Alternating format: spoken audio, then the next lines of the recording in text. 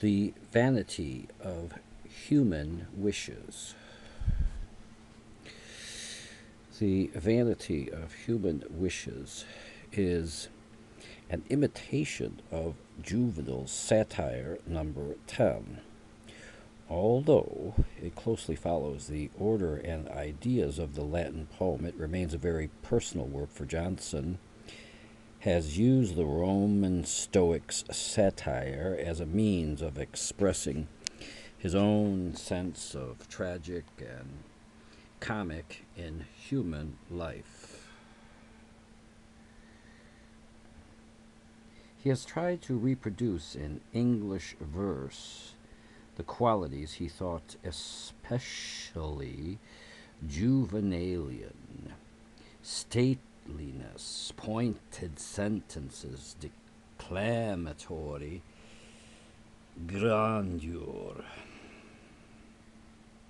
The poem is difficult because of the extreme compactness of the style. Every line is forced to convey the greatest possible amount of meaning.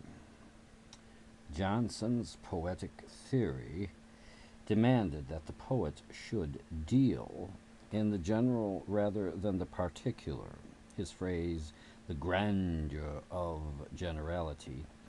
But he certainly did not intend that the general should become the merely abstract. For example, how he makes abstract nouns concrete, active, and dramatic by using them as objects of active and dramatic verbs. Hate dogs their flight, and insult mocks their end. But the difficulty of the poem is also related to its theme. The difficulty of seeing anything clearly on this earth. In a world of blindness and illusion, human beings must struggle to find a point of view that will not deceive them, and a happiness that can last. Let observation with extensive view survey mankind from China to Peru. Remark each anxious toil, each eager strife, and watch the busy scenes of crowded life. Then say how hope and fear, desire and hate, o'erspread with snares the clouded maze of fate.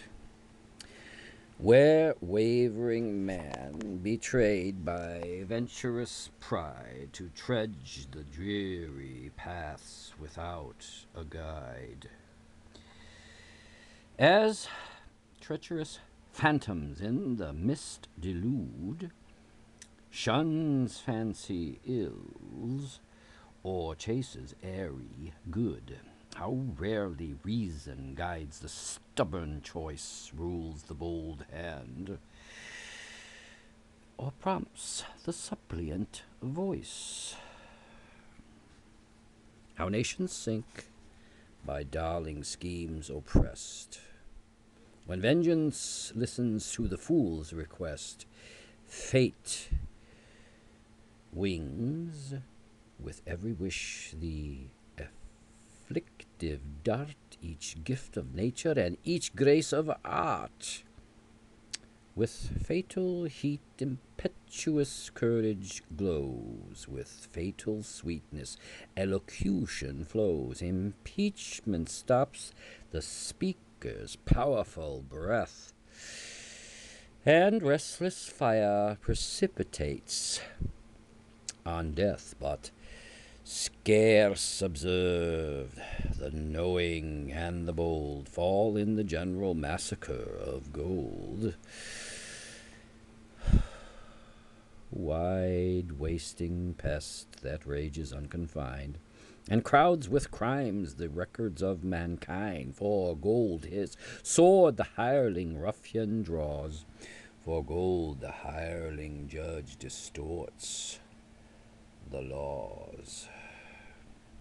Wealth heaped on wealth, nor truth nor safety buys the danger gather as the treasures rise. Let history tell where rival kings command, and dubious title shakes the maddened land. When statues glean the refuse of the sword, how much more safe the vassal than the lord, and leaves the wealthy traitor in the tower, untouched his cottage and his slumbers sound. Though confiscation's vultures hover round, the needy traverser and Gabe walks the wild heath and sings his toil away. Does envy seize thee, crush the upbraiding joy, increase his riches, and his peace destroy? New fears in dire vicissitude invade, the rustling brake alarms and quivering shade. Nor lights nor darkness bring his pain relief. One shows the plunder and one hides the thief.